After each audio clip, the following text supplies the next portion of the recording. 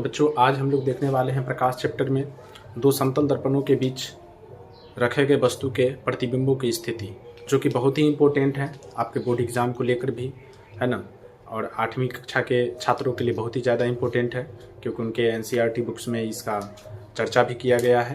तो खास करके हम ये वीडियो 8 क्लास के बच्चों के लिए बना रहे हैं। वैसे ये क्वेश्चन, इस तरह के क्वेश्चन जो है आपके कंपटीशन के एग्ज़ाम में भी पूछे जाते हैं, तो कंपटीशन वाले बच्चों के लिए भी, उन लोगों के लिए भी सही है। तो आप लोग भी देख सकते हैं और ये विशेषकर 8 वर्ग के छात्र भी देख सकते हैं।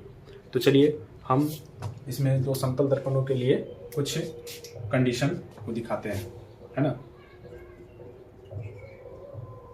दो समतल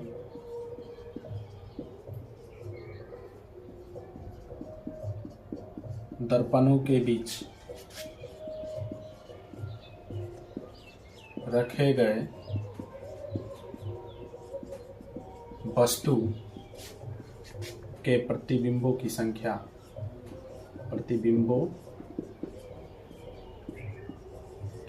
ज्ञात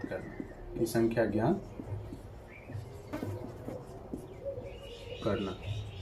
आज हम यही देखने वाले हैं। इसमें दो समतल दर्पणों के बीच रखे गए वस्तु के प्रतिबिंबों की संख्या ज्ञात करना, यानी दो समतल दर्पण के बीच यदि हम कोई वस्तु को रखते हैं तो उसकी प्रतिबिंब कैसी होगी।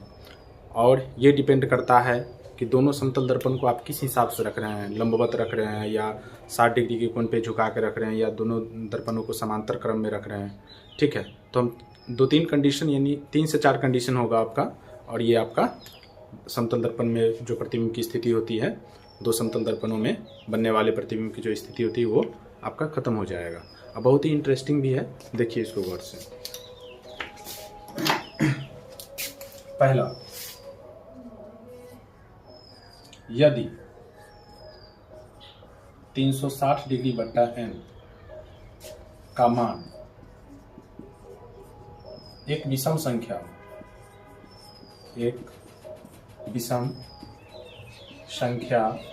हो, तब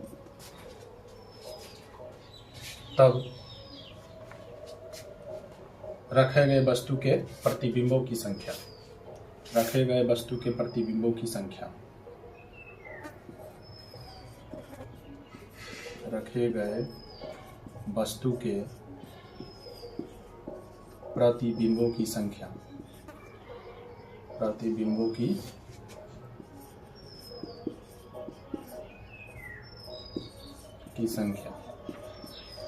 ये हो जाएगा आपको 360 डिग्री बट्टा n।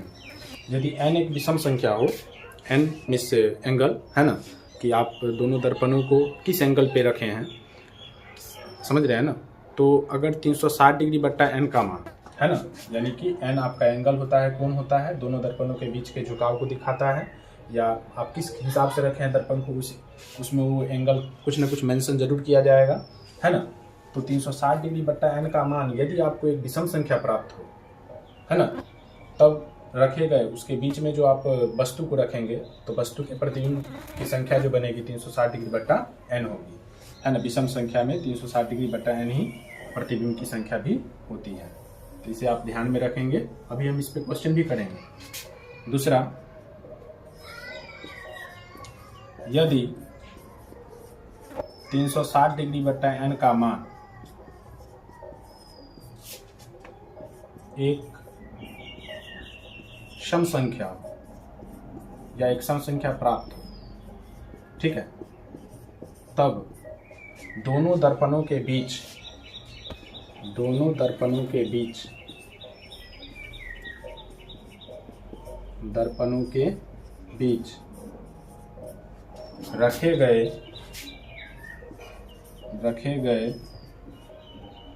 रखे गए वस्तु के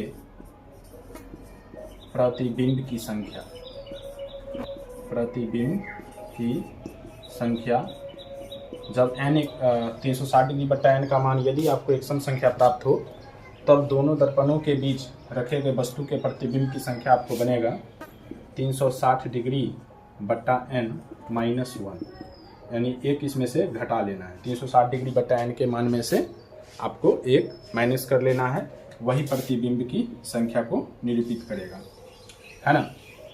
तो ये तब लगाना है इस फार्मूला को जब 360 डिग्री बटा n क्या आ जाए, एक विषम संख्या एक सम संख्या प्राप्त हो जाए, है ना। तो ये दो कंडीशन आप जल्दी से नोट कर लीजिए, आगे देखते हैं।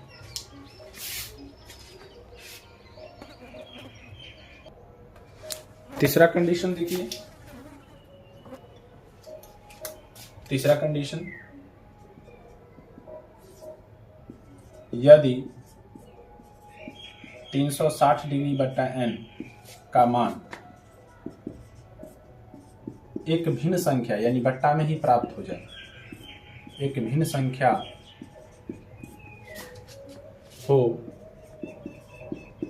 तब दोनों दर्पणों के बीच, दोनों दर्पणों के बीच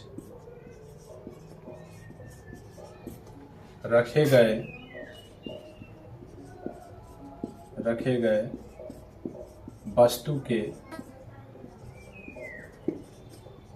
प्रतिबिंब की संख्या, प्रतिबिंब की संख्या ये हो जाएगा आपको 360 डिग्री बट्टा n माइनस 1 इतना के बाद वाली पूर्णांक, बाद वाला पूर्णांक संख्या, बाद वाला पूर्णांक संख्या, समझे। यानी यदि 360 डिग्री बट्टा n का मान जो है एक भिन्न के रूप में प्राप्त हो जाए, तब दोनों दर्पणों के बीच रखे गए वस्तु के प्रतिबिंब की संख्या होगी 360 डिग्री बट्टा n माइनस 1। इसके घटा करके, इसको घटा करके, मतलब ये समझ लीजिए कि इसका जो भी कैलकुलेशन होगा तो एक बट्टा में चाहे दशमलव में आएगा, उस दशमलव के जस्ट बाद वाला जो पूर्णांक होगा वही प्रतिबिंब की संख्या को निरूपित करेगा। तो यही आपका ये तीसरा फार्मूला हुआ भिन्न संख्या के लिए।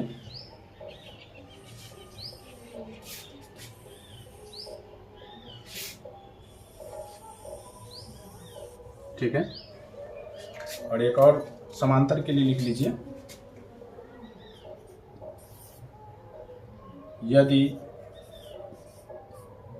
यदि दोनों दर्पणों को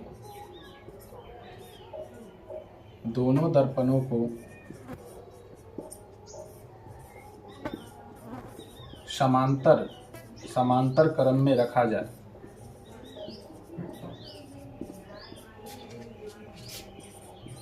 तब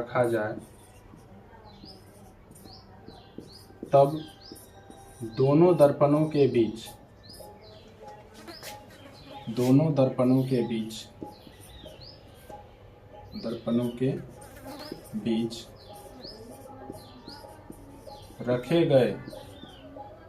रखे गए वस्तु के प्रतिबिंब की संख्या अनंत होगी। क्या होगी? अनंत होगी। क्योंकि इस क्रम में जो होता है बच्चों, इस क्रम में जो एंगल होता है, एंगल आपका 0 डिग्री हो जाता है। और जब एंगल 0 डिग्री हो जाता है तो इस क्रम में जब 0 डिग्री से आप 360 डिग्री में भाग देंगे तो इन्फिनाइट टर्म प्राप्त होगा। अब इन्फिनाइट में वो सम विषम कुछ भी हो सकता है, इसीलिए यहाँ पे ये मानना होगा कि जब दोनों दर्पणों को समांतर क्रम में रखेंगे तब दोनों दर्पणों के बीच रखे गए वस्तु के प्रतिबिंब की संख्या क्या होगी? अनंत होगी। और ऐसा आपको देखने को मिल जाएगा जब आप गए होंगे, ये क्या कहते हैं, केस वगैरह कटाने के लिए, तो केस बनवाने के लिए गए होंगे तो आप देखे होंगे कि आपके जस्ट फेस के पीछे जो है एक आईना लगा होता है, जो आपके पीछे के बाल को देखने के लिए होता है ना। आपका बाल कैसा बना है, केस कैसा बना है, उसके हिसाब से। तो उसमें देखिएगा तो आप देखे होंगे कि आईना में, फिर आईना में, फिर आईना में, फिर आईना में, इस प्रकार से आप देखते होंगे अपना प्रतिबिंब। तो वो अनंत टाइम को दिखाता है, यानी कि वो अनंत, आप जितना देखेंगे, कोशिश जितना करेंगे उसमें देखने का, उतना आपको दूर तक वो फिगर दर्पण के अंदर दिखाई देगा। ठीक है। तो जब दोनों दर्पणों, जब यदि दोनों समतल दर्पण को समांतर क्रम में रखा जाए, यदि दोनों दर्पण मतलब यहाँ पर समतल का ही चर्चा हुआ है, दोनों दर्पणों को समांतर क्रम में रखा जाए तब दोनों दर्पणों के बीच रखे गए वस्तु की प्रतिबिंब की संख्या होगी अनंत। क्या होगी? अनंत होगी। चलिए हम एक आधे क्वेश्चन से समझते हैं इसको।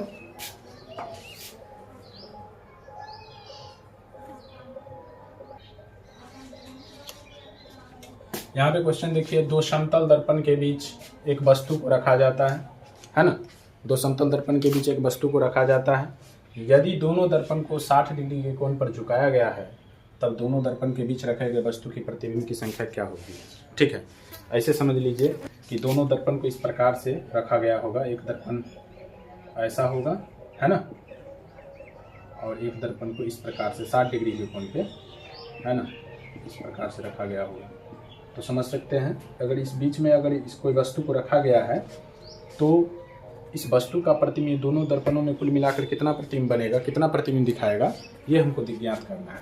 ठीक है, तो सबसे पहले हम लोग क्या करेंगे, पीछे आप देखे होंगे 360 डिग्री बट्टा n, ये वो सभी फार्मूला में मेंशन किया गया था। तो 360 डिग्री बट्टा n हम लोग सबसे पहले देखेंगे। तो यहाँ पर सबसे पहले n कितना दिया है, n आपको दिया गया है, n बराबर आपको दिया गया है 60 डिग्री, ये आपको दिया हुआ है। n बराबर कितना है बच्चों, 60 डिग्री। तब यहाँ पर 360 डिग्री बट्टा n हम लोग देखेंगे। ठीक है, क्योंकि 360 डिग्री बट्टा n ही तय करेगा सम संख्या है या विषम संख्या है, उसके हिसाब से हम लोग फार्मूला यूज करेंगे, है ना। 0 से 0 कैंसिल, 36 यानी 6, है ना। 360 डिग्री बट्टा n का मान हमें 6 प्राप्त हो रहा है।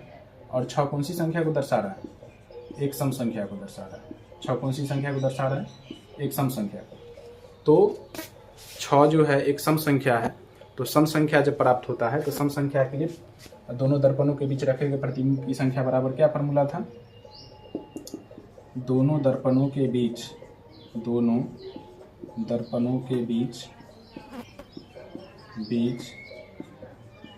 रखे गए वस्तु के प्रतिबिंब की संख्या फार्मूला बनता है डायरेक्ट 360 डिग्री बट्टा n माइनस 1, 360 डिग्री बट्टा n माइनस 1। अब यहाँ पे देखिए 360 डिग्री बट्टा n का वैल्यू हमको कितना प्राप्त हुआ है, 6 प्राप्त हुआ है। 6 माइनस 1 कितना बना, 5। तो ये दोनों दर्पणों से, जब दोनों दर्पण को 60 डिग्री के कोण पर झुकाया जाएगा, 60 डिग्री के कोण पर झुकाया जाएगा, इस प्रकार मान के चलिए अगर दो दर्पण है और इस बीच में अगर हम कोई प्रतिबिंब को रखेंगे, इस बीच में हम कोई प्रतिबिंब को रखेंगे, तब प्रतिबिंब वस्तु को रखेंगे, तब वस्तु का जो प्रतिबिंब है दोनों दर्पणों को मिलाकर कुल मिलाकर 5 को प्रतिबिंब बनेगा, आईना में 5 को प्रतिबिंब दिखाएगा। ठीक है, चलिए एक और क्वेश्चन हम लोग लेते हैं।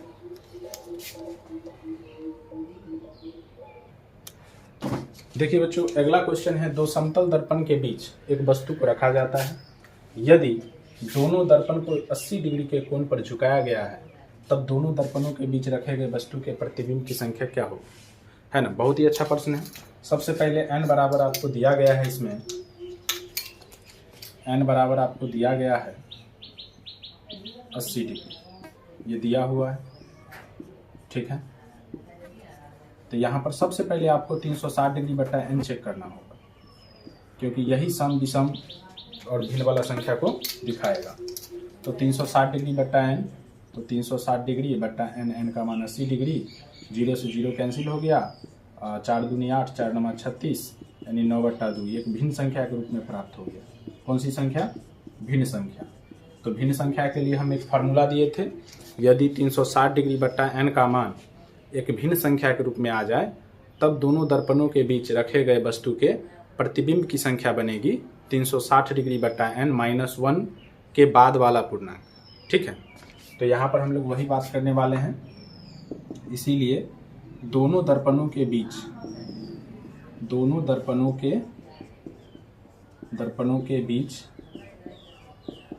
रखे गए वस्तु के प्रतिबिंब की संख्या बराबर 360 डिग्री बट्टा n माइनस 1, है ना। 360 डिग्री बट्टा n माइनस 1। अब यहाँ पे देखिए 360 डिग्री बट्टा n का मान जो है हम लोग ला के रखे हुए 360 डिग्री बट्टा n का मान 9/2 आया है। ठीक है, 9/2 माइनस 1 के बाद वाला पूर्णांक, के बाद वाला पूर्णांक, ये ध्यान रखना है। पूर्णांक संख्या कभी भी बट्टा में नहीं होता है, कभी भी दशमलव में नहीं होता है। ये संख्याएं माइनस प्लस में हो सकती हैं। अब देखिए 2 और 1 का लघुत्तम, यहाँ पे कुछ नहीं देखा है, 2 और 1 का लघुत्तम 2। अब ये 9 माइनस 1 दूना 2, 2 1 2 के बाद वाला पूर्णांक, के बाद वाला पूर्णांक। तो ये 9 में से 2 चला गया, कितना बचेगा 7, 7/2 के बाद वाला पूर्णांक, है ना, के बाद वाला पूर्णांक। 7/2 का आधा कितना होगा 3.5 मान के चलिए, ये तो होगा 3.5 के बाद वाला पूर्णांक, के बाद वाला पूर्णांक। 3.5 के जस्ट बाद आपको क्या मिलता है, 3.5 के बाद जो है पूर्णांक संख्या 4 मिलता है। तो ये 4 हम रखेंगे। 3.5 के बाद वाला पूर्णांक, यानी 3.5 के बाद वाला पूर्णांक हमें क्या मिलेगा, 4 मिलेगा। तो ये 4 जो है प्रतिबिंब की संख्या को निरूपित करेगा। यही आपका आंसर हुआ। तो अगर n एक 80 डिग्री हो, है ना, दोनों दर्पणों को जब 80 डिग्री के कोण पर झुकाया जाएगा, है ना, ऐसे समझिए, ऐसे रखा होगा, दोनों दर्पणों को 80 डिग्री के कोण पर झुकाया जाएगा और उसके बीच में जब हम कोई वस्तु को रखेंगे तो वस्तु का जो प्रतिबिंब है, प्रतिबिंब, है ना, टोटल कितना बनेगा, दर्पण के अंदर दोनों दर्पणों को मिलाकर टोटल 4 प्रतिबिंब को ही दिखाएगा। ठीक है, एक और प्रश्न समझते हैं हम लोग। अगला क्वेश्चन है, 2 समतल दर्पण के बीच एक वस्तु को रखा जाता है। यदि दोनों दर्पण को 120 डिग्री के कोण पर झुकाया गया है, तब दोनों दर्पण के बीच रखे गए वस्तु के प्रतिबिंब की संख्या कितनी होगी या क्या होगी। तो चलिए सबसे पहले हम लोग वही काम करने वाले हैं, है ना। n बराबर आपको 120 डिग्री दिया गया है। तो सबसे पहले हमें निकालना होगा 360 डिग्री बट्टा n, क्योंकि 360 डिग्री बट्टा n ही तय करता है सम है कि विषम है कि भिन्न है, उसके हिसाब से उसका फार्मूला यूज करते हैं। तो 360 डिग्री बट्टा 120 डिग्री, है ना, 0 से 0 आपका कैंसिल हो गया, 12 3 36 यानी 3 जो है एक विषम संख्या को निरूपित करता है ना। 3 कौन सी संख्या है, विषम संख्या। तो विषम संख्या के लिए हम लोगों को सूत्र क्या होता है, प्रतिबिंब की संख्या के लिए सूत्र क्या बनता है विषम संख्या में, 360 डिग्री बट्टा n ही सूत्र बनता है। तो लिखेंगे दोनों दर्पणों के बीच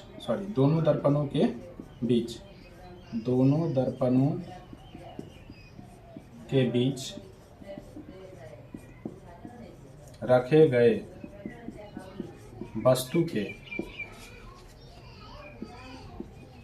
प्रतिबिंब की संख्या, रखे गए वस्तु के प्रतिबिंब की संख्या, और ये होता है 360 डिग्री बट्टा n 360 डिग्री बट्टा n। विषम संख्या के लिए डायरेक्ट बनता है 360 डिग्री बट्टा n। तो 360 डिग्री बट्टा n का मान हमको कितना मिला है, 3 मिला है। तो 3 ही इसका आंसर भी हो जाएगा विषम संख्या में। तो है ना आसान। देखिए इससे इस पर आधारित दो समतल दर्पण के बीच रखे गए वस्तु पर आधारित प्रतिबिंब की संख्या में जो क्वेश्चन होता है, ये आपके कंपटीशन के एग्ज़ाम में भी पूछा जाता है। तो आप देख लें, बहुत ही अच्छा है। और अगर आप समझ गए हैं तो अपने दोस्तों में भी शेयर कर दें, है ना, चैनल को सब्सक्राइब कर लें। और हम आपको फिर कोई अच्छा इससे भी जो भी होगा नया चीज़ लेकर आएंगे। तब तक के लिए इतना ही।